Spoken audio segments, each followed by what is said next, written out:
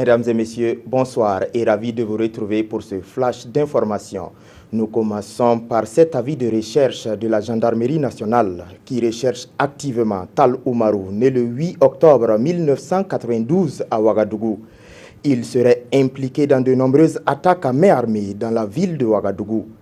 Tal Oumarou est aussi le principal suspect dans les braquages des boutiques Airtel Money.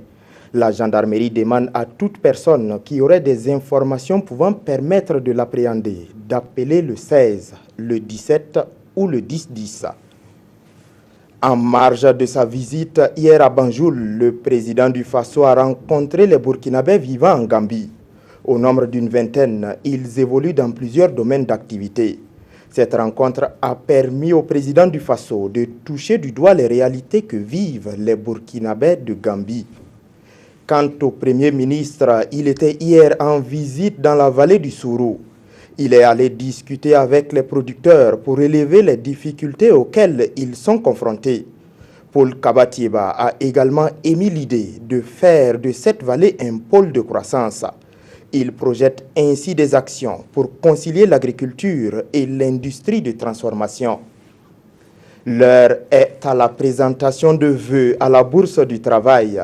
Hier, le collectif syndical CGTB a profité de cette rencontre pour faire des observations sur l'état de la nation après une année de gouvernance du président Kaboré. Les questions de sécurité et de mise en route du PNDS ont également fait l'objet de critiques. Les petits commerçants des marchés Yar, à travers leur groupement, demandent à être mieux représentés à la Chambre de commerce et d'industrie du Burkina. Ils ont traduit leurs préoccupations en doléances consignées dans un document et traduit aux autorités compétentes. Ils espèrent une intervention du gouvernement pour réparer ce qu'ils qualifient d'injustice à leur égard. Un mort et un blessé.